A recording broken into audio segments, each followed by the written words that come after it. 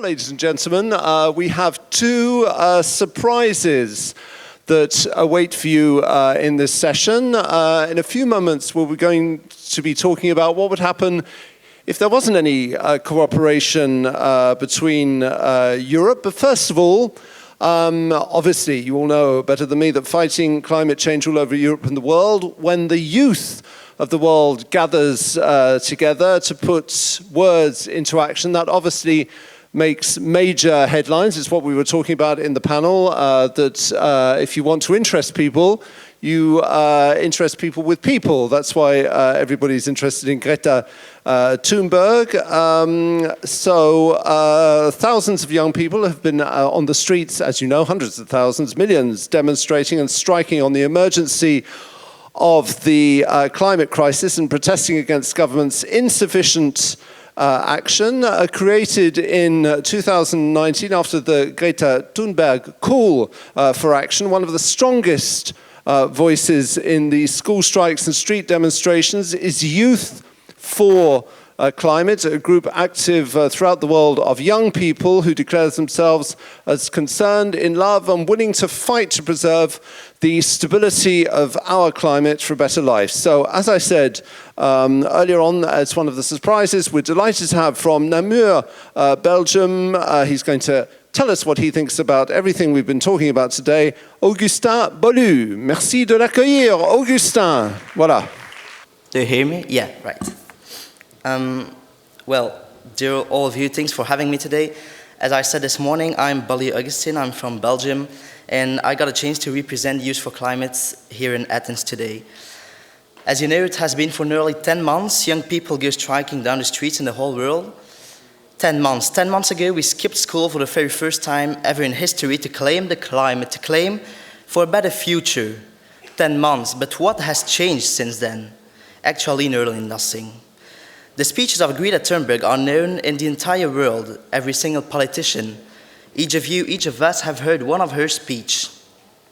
A girl as young as Greta Thunberg has moved millions of students, of adults, of grandparents down the streets to make governments, world leaders, biggest industries understand that we can't continue living like this. In a world where economic benefits prevail over human consideration, where the richest of us are becoming richer and richer, while people are starving because of poverty and sickness, who knows perfectly what to do? How to resolve this society problem? We all have to ask ourselves about what we wish for the future of our generation, of our region, for the future of our children, of your children. By answering these questions, we'll automatically change our behavior and start to seriously take care of the world in which we live. Climate change is a consequence of our unsustainable way of life. When some scientists or creators talk about establishing life on another planet in between the next 50 years, we all look at them like aliens. But we all know that by keeping our actual lifestyle and routine, the global temperature will increase by 4 degrees before 2100. This growth will transform Europe into a new Sahara desert, and the top of the Himalaya won't be covered by snow anymore. Scientists' statements are not a matter of radicalism. It's a matter of facts, of policy, and of science.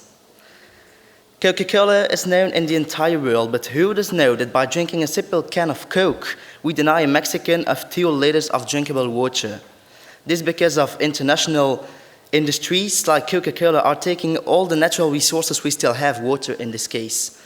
But still, by knowing it, most of us will keep drinking Coke. What I mean with this example is that the climate crisis isn't only about climate, but about our whole mentality, convictions, and personal values. We have to change our way of thinking, our way of living day after day, because of course, we speak about climate crisis, but this includes a huge human crisis, human destruction, and lots more. In a world where misery and overabundance coexist, a return to the essential isn't an option anymore. If our society and our economy provided satisfactory solutions, why would so many small communities, so small local businesses, and fair trade shops, why would so many microfarms have been born? Chain work and large companies no longer meet the expectations of citizens. at least responsible citizens. I speak to you today as a human being, not as a politician, not as a partisan or lobbyist. We're not used to this anymore in a world where everything is calculated. But money alone will not save us. Climate crisis is already impacting those who never contributed to our emissions, nor responsible of these changes. These populations are already suffering greatly in the global history of inequality. This is the reason why I'm telling climate crisis isn't only about climate, but about human lives. Look back at 1944. Women received the right to vote and to be elected in Belgium. Not because a lovely politician thought it was time to give women more rights, no. Only thanks to their mobilization and action. So citizens are powerful to make governments understand something has to change, but we have done our part of the work, Now we have to listen to scientists and to make the changes politically possible. For this point, I would like all of you to look at the importance of Europe. The European Union is a huge building with 28 different levels. Can you imagine a building without foundations? It will collapse as soon as you start working on it. So please, imagine Europe as a continent without the European Union. It will collapse too. We have to keep our cohesion if you want to go on in the actual world. We have to face this crisis all together, countries with countries, rich and poor people together, but also citizens and politicians together. L'union fait la force, as we say in French. Union makes power. This motto hasn't fallen from the sky. It's a simple reality. We are stronger together. We've got a chance to live in countries that advocate peace, in which we have access to drinkable water every day, where we eat when we're hungry. Please don't forget this. I was watching a video on Facebook yesterday about the Chilean youth. These countries aren't as safe as ours, but people there going down the streets too. We are all fed up of this system, helping the same people getting richer and richer and pushing others down. We have the chance to exceed to school every day here. We cannot forget this, and we have to put more budget into education. Education is the background of a sustainable society. If people have had a great education, if they study, if they work, they will automatically try to live better and better. They will think about the future and help the society building a better future for every one of us. Education is the key of success. We have to teach being more open-minded, to accept difference, to not reject what we aren't used to. We have to stop thinking building a wall will keeping problems outside and we will getting better and better. Closing eyes is easy but so dangerous. Thousands of young people are still mobilizing right now, but political reactions are weak or non-existent, arguing that we have done enough for the planet and for the climate. No one or nearly in this political world has the courage to see urgency and to organize change. Today, we are in the eye of the storm, and it will become very difficult for us to get out of it if we do not act today. I'm not just talking about climate, but about our society in general. And for the past 10 months or more, I think citizens have shown enough signs. We are part of the richest people on earth, and yet we are unable to see that we need a change today. The superfluous and the details of luxury have whipped away the obvious. This speech is certainly stirring up a knife in the wound, or at least has been pushing open doors for a few years now. But change is today. It is time to react and to act. We got two options today, to move forward or backwards. Today, voices are rising everywhere. And please, don't underestimate their power. Don't underestimate our power. Dare to rethink society. Let us dare to come out of indifference. Let us dare to raise our voices, and above all, let us not forget those who cry aloud. Thank you.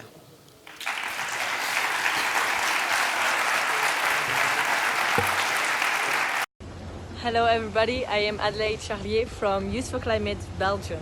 And right now I am on a sailing boat towards Chile that departed the 2nd of October 2019 in Holland. And we are soon gonna arrive in mid-November in Brazil to afterwards take the bus towards Chile for a bit more than a week. And the goal is to go to the COP. So it is really, the project is called Sail to the COP. You might be wondering, why should we do this? Why are we sailing to the COP? We can just take the plane, and why even is it important for us as youth to go to the COP? Well, youth have been striking for almost a year now, and it will be a year when the COP starts in December. And I think it is very important to show that we are still present and that we will keep putting the pressure on politicians, because they have to be able to face their responsibilities, and we will be behind, we will be watching them. And so we need to keep putting that pressure and being there, also being there with Greta, who will deliver an important message. Being there will show that we support her message. And so we hope to see, of course, youth from all around the world at this COP. And of course, it is important for us to take the sailing boat to the COP, because it is a way to come out of the ordinary, not taking the plane, taking a sailing boat, crossing the Atlantic, and then taking a bus.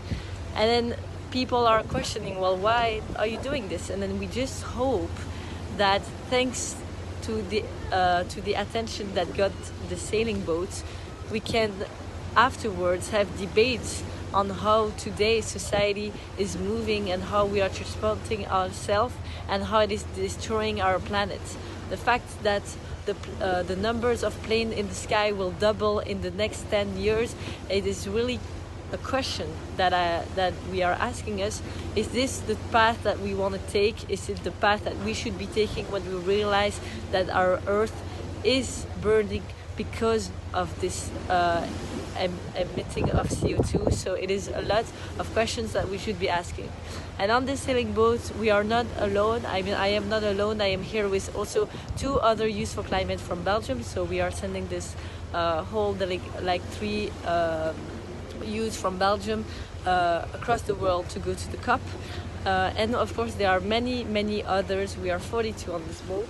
And there are many others, other youth, all under 30 years old, who are here because they also want to figure out some questions on how we should be reacting. And so every day we are really thinking and talking a lot about this climate issue and how, as a citizen, can we be more involved and have a change and do a change. And so it is very inspiring, it is very important for us, and we are here on the sailing boats. So this is the whole project, Sail to the COP. You can also check out their website, which is really amazing. And I hope to see you later. Bye.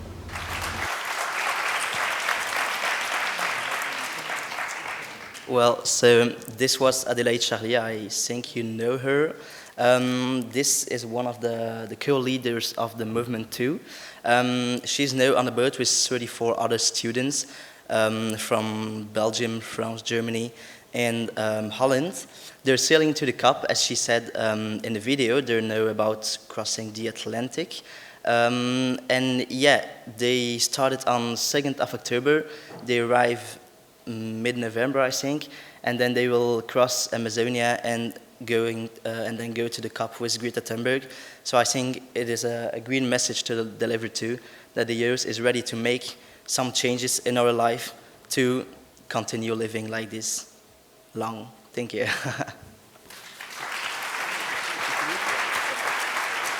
Augustin, thank you so much for those very inspiring words and for that inspiring video. So, ladies and gentlemen, I told you we have 2 surprises. I think that the first surprise was Augustin.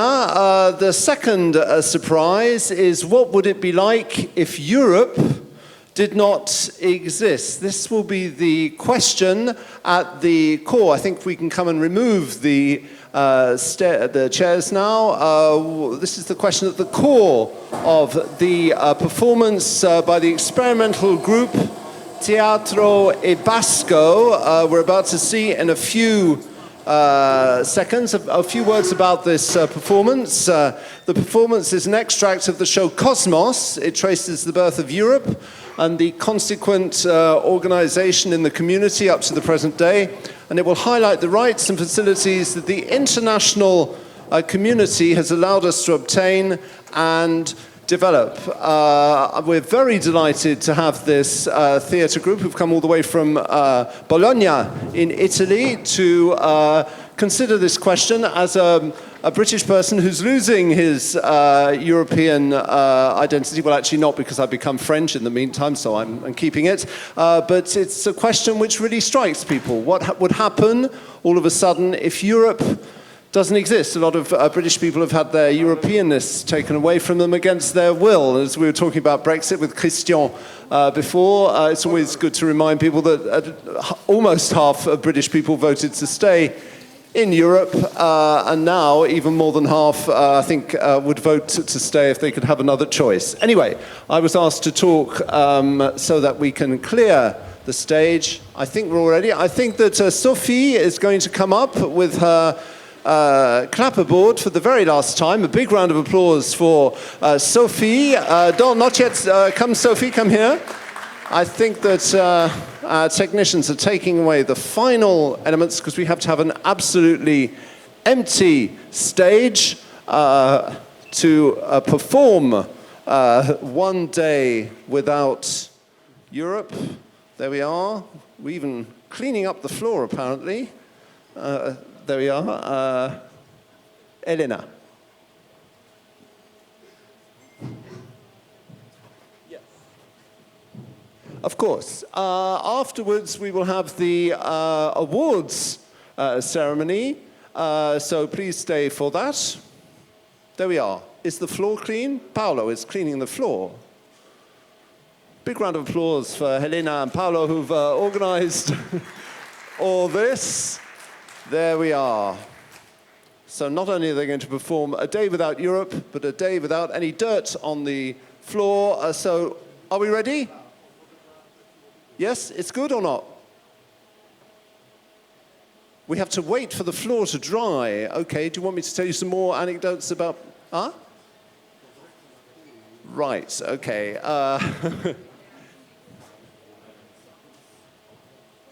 So we will project, Elena, you say it. On va projeter, we will project the results of the question made by Francesco Molinari. So it is the independent expert. So we will project his results afterwards, yes. So the results of the questions by Francesco will be projected after the screen play, the theatre group, which we will see in a few minutes. I think we're drying the floor totally. Sophie is very excited to be able to do her final clap action performance. Are you satisfied with the dryness of the floor? I think so. Is everybody ready? Is it okay? È possibile cominciare o... Ancora? Sì. 2 minuti, non possibile parlare 2 minuti ancora. Well, first of all, if you're watching us throughout the world, or more specifically throughout the Mediterranean region, let's give a big round of applause to all those who have been watching us on the live screening today. Thank you so much for having been here with us. I would also like to make sure that we applaud all those who've spent an awful lot of time. It's an extremely pleasant and very effective crew, the organizers of this fantastic meeting today. Could we please give a big round of applause for all those, like Elena, Paolo, have been organizing everything today. And last but not least, thank you all for coming. We have 2 more things to do. This play, which will be coming on the stage very soon, and then afterwards, the results of Francesco's survey, and finally, last but not least, the awards ceremony, in which we will be finding out the photos that you voted for in 3 groups. I could tell you my life story now if you wanted to, but I don't think anybody's very interested. È possibile cominciare 1 minuto? Ah, ok. Ah, no, è bene. Fortunatamente. Right. Right. So, Sophie, please come. And I think you are going to start off the proceedings. 3, 2, 1. Thank you. Grazie.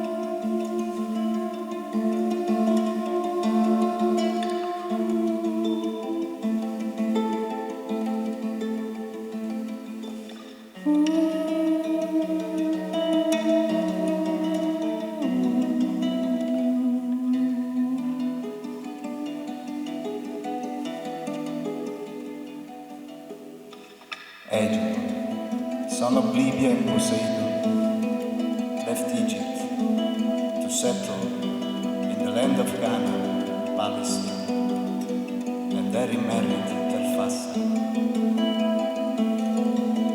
The two had 5 sons and 1 daughter, Europe. Zeus, in love with Europe, asked Hermes, his son, to push a generous cattle to the seashore near the city of Tyre, where Europe and her companions went for walks and picking flowers.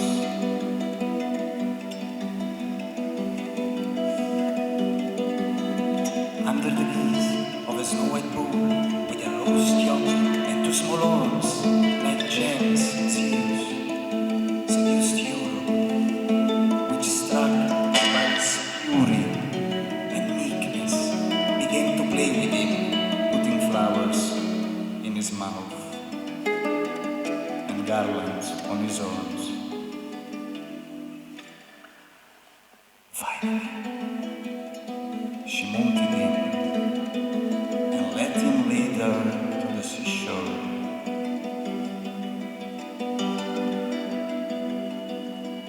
Suddenly, the bull dived into the waves and began to swim.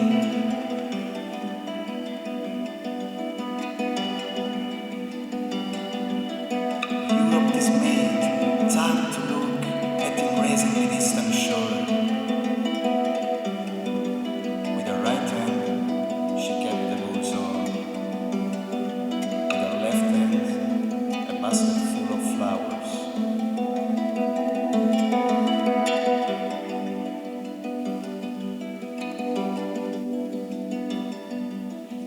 Arrived at the beach on the island of Crete, Zeus turned into an eagle and arrayed Europe. In a grove of willows beside the spring, 3 children were born from the rain, including Minos, the future king of Crete.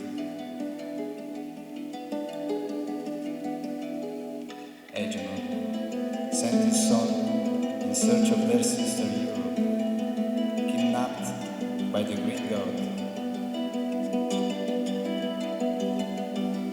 They, in their travels, discovered the shores of the Mediterranean Sea and founded cities that became civilizations. But none of them went to Crete, and Europe was no longer found. Actually, Agenor's daughter married Asterion, king of Crete, who took with him the children she had with Zeus. At his death, Minos became king of Crete, and in his honor, and in honor honor of his mother. The Greeks gave the name Europe to the continent located north of Crete.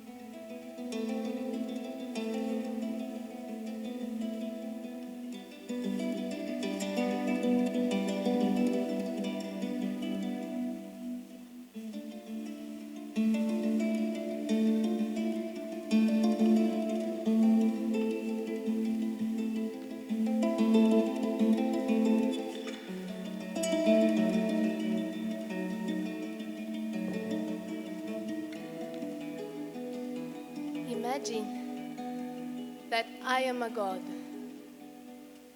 or what else come before man and society. This entity that creates and decides where mountains, seas, rivers, plains should be placed. No social or natural boundaries. Everything flows in a reckless way. Lines, breaks, shapes, landscapes.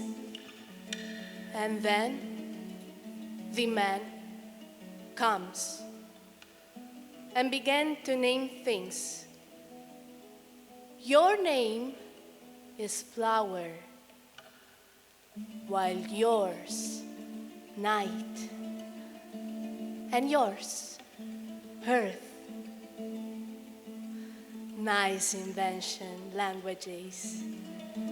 They form the culture and the identity of a people, but they mark borders.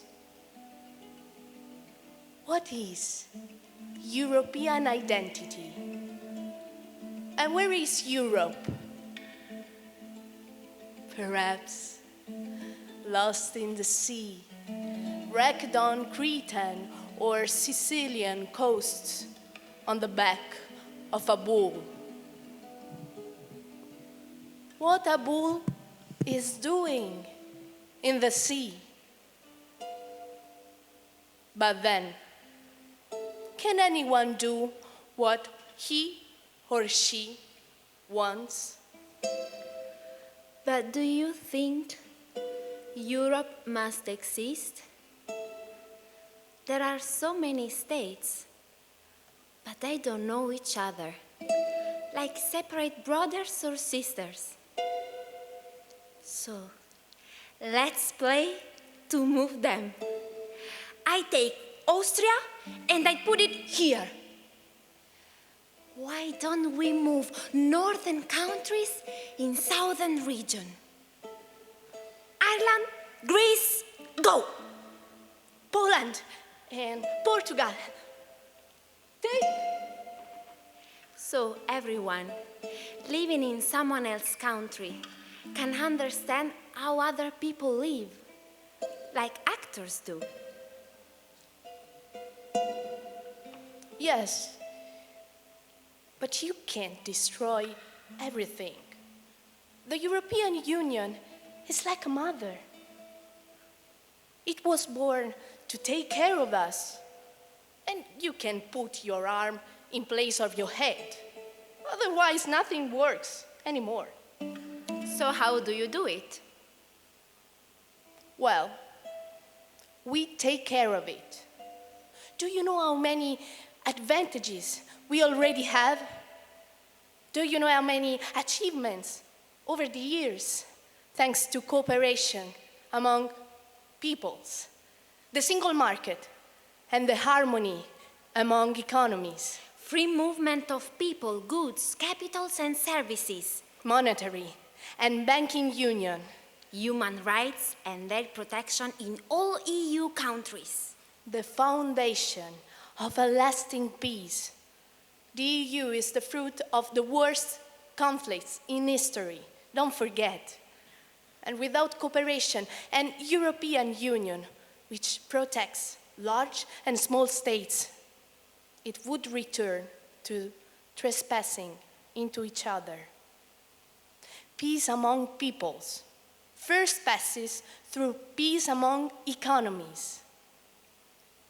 Yes, okay. But does the European Union look at me? What do I care about the EU? Europe, you tell me what you do for me, and I'll tell you what I do for you. For example, if you help me buy sustainable food and inform me without censorship, if you give me the example by standing as a guarantee of all the people of the world, then I'll do something for you, for us. I would build our identity.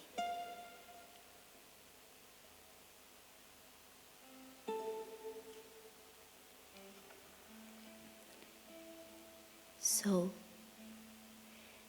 don't close your eyes if there is someone at the bottom of the sea. Don't close your eyes and don't say that everything is fine if a war breaks out.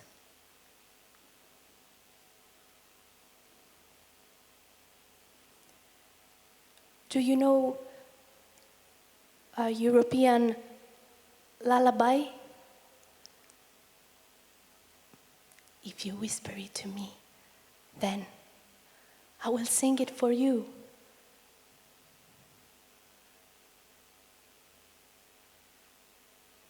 No one? What do you sing to your children? Are you Europeans?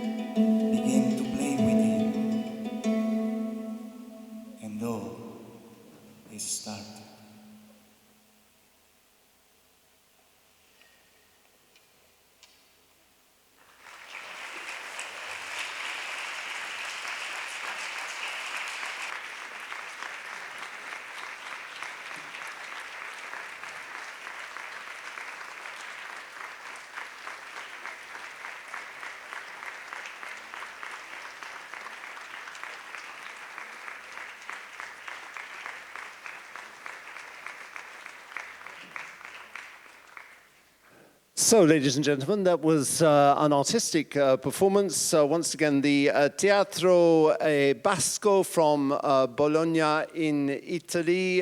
Grazie molto. One day without Europe.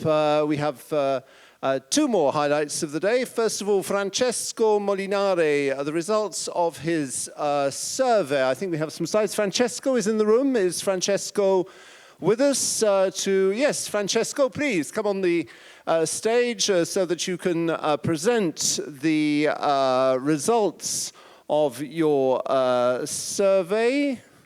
Francesco. No, non è qui. Sì, sì, Francesco. Here he is. Right, so if you could, you want to run us through the results of your survey. I think that you can tell us about them. Thank you. Actually, I am seeing the results for the first time, so I will comment them live together with you. Of course, this is not a real comment. Comments will come in the final document representing the minutes of the whole event of today. But I think it is interesting, and also we keep the promise of showing to you the results of today's poll. So the first question was, who are you? And it got 97 answers, and we see that the overwhelming majority is made of partners of MED projects or projects from other programs. This was not clarified. So let's go to the next, number 2. Okay. The question was about an insight or a lesson that you personally learned in the course of the program to date, and the nature of that insight. I see that, first of all, half of the previous respondents went on to this question, so we only have 54 answers, and majority, 1/3 of those respondents specified a new policy direction or agreement as the major insight or lesson. And then there are other, of course, options with 1/5 each, but we will have time to comment on this. Next, please. The third was about, of course, capitalization and the identification of at least one exploitable result. Here, the number of answers is comparable, 55 rather than 54 or 7. And I see that the majority here turns to product and service prototypes, 33%, followed by the policy direction or agreement. Probably here the mind goes to the concrete achievements of the projects rather than their implications or lessons learned, which may point at new policy directions. That was the answer given to the previous question. So, okay, there will be time to reflect more. Let's go to the fourth. Okay, here same number of respondents. Identify the single most easily approachable community or policy group that you think could take benefit from the transformative power of that result we were talking about before. And here, I would say the overwhelming majority is looking into the local level, the very local level, municipalities or local interest groups, followed by regional agencies or departments, and nothing else, I should say, has been left. Next, please. Number 5. That was about barriers and constraints. Name the constraint or issue that, in your opinion, poses the greatest barrier to capitalization of that MED result at regional, member state, or MED levels. The nature of this barrier is more or less same number of respondents. Half of them mentioned the legal, administrative, and procedural implications of those results in terms of required reforms to make the capitalization concrete, followed by another third saying that we simply missed to inform and engage the right people at policy-making level. That is the evidence. We can move to the next, which is number 6, a recommendation on how to enhance capitalization and impact potentials of the MED program. Here, same number, 55 of respondents. The majority said, okay, we should improve mainstreamings with relevant networks and agencies relevant to the topic at hand, followed by better coordination with other policy programs and measures. The comment could be that enough is being done at the moment in terms of aggregation of results and external communication and dissemination. More needs to be done by going into the black box of public administration or policy making in general. Okay, so I think there is one more. That is the last one. What about the next edition of the program? Do you have any suggestion, proposal, or recommendation? A little bit more people answered. The key focus area here is to improve the engagement of policymakers, I should think at national and regional levels especially, followed by clarification of intervention priorities and better cross-program coordination. I think that's all. Thank you all for your participation in this survey. Of course, this is not statistically significant, but it gives direction and some hints to reflect and continue our exploration for the time being. Thank you and have a good evening. Thank you very much indeed, Francesco Molinari, for your explanations and for organizing that survey. Now, ladies and gentlemen, it's the time you've all been waiting for, the awards ceremony. We are going to find out who are the 3 winners of the photo competition to hand out these awards. Please welcome back Ageliga Buziani, who will come back onto the stage once again. Big round of applause for Ageliki. There we are, thank you. So I think you will be handing out the awards. We have 3 awards, as you know, ladies and gentlemen. I will announce who has won. I have just 1 minute ago been given the names of the winners, and if you are in the room, please come onto the stage so that Ageliki can give you your award. So first of all, we have the public award, and the winners of the public award is eSmart City.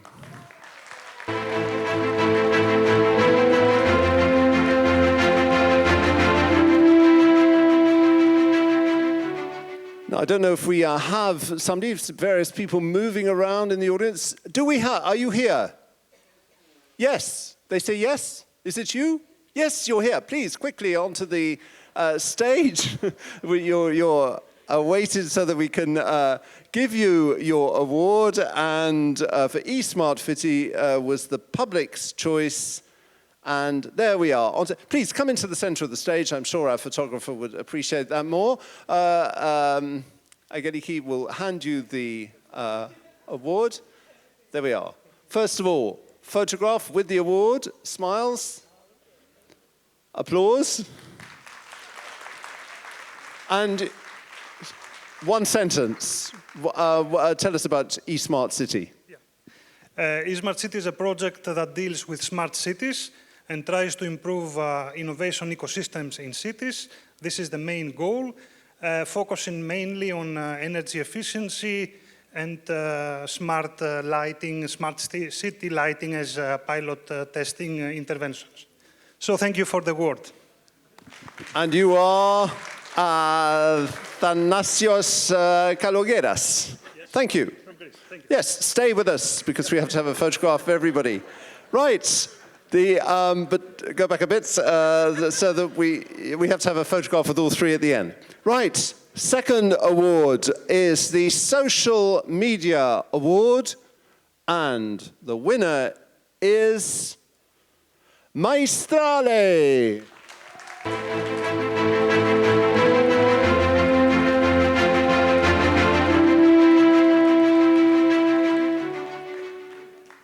Here we are. It's quickly on the stage. Look at this, a dynamic entrance by Maestrale. And first of all, you know how it works. So I'll ask Angeliki to hand over the award. Now, together, come on, you both have to stand together and smile. Applause. And you can say a few words. Thank you for this, and I have to thank, first of all, Carmela Gioia, who made the pictures. Actually, the best ones were not shown here because they were the faces of all these kids. I mean, not kids, if they hear me, they will kill me. They're 17 years old, so... But, I mean, the fact was that they were very engaged in this demonstration things that we were doing with Maestrale, and the picture is showing this involvement. Thank you very much. Stay with us. Go over there. Right. Last but not least, we have come to the jury award. Are you ready? The jury award goes to Act for Litter.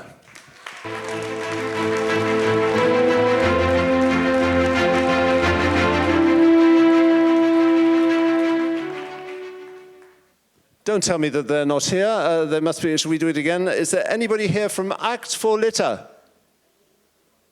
No? Is anybody concerned about litter issues? Would like to come on the stage? There we are. Yes, absolutely. So there we are for Act for Litter. Thank you very much for taking the award on their behalf, so we can have a nice photograph. There we are. Thank you very much indeed. Would you like to say a few words about why it was important? Yeah, Act for Litter was one of the projects in the biodiversity protection community. They've been really fighting hard to organize management plans for protected areas, and managing marine litter is one of the big issues there. I will give it to them, Tommy and Christina Fossi, that were here today also for the Plastic Busters project. Thank you. Okay, perfect. Thank you very much indeed. So please, gentlemen, come back so that we can have a group photograph together. The three winners of the photo award together with Angeliki. So, once again, applaud, they'll smile. Look, there we are. So stay on the stage. I have a few things to say. Please read the articles next week published in Euractiv. Follow the InterRecMed website for the post-event publications, all the conclusions, pictures and videos. And please don't forget to reply to the satisfaction survey. And I want to give a huge thank you to the Greek organizers, together with Angeliki and Matulia. Do you want them? Matula, Anastasia is easy, and Erikus. Please, in the center, so we can give you all a big round of applause for all the Greek organizers. Go in the center and have a round of applause. There we are. Thank you, merci à tous, kalispera, evcharisto, and so on, and thank you very much. And anyway, whatever happens, I can certainly tell you, I've learned one thing this evening, that the Med region is certainly more than warm in terms of its welcome. Thank you very much indeed. Thank you, bonsoir, au revoir.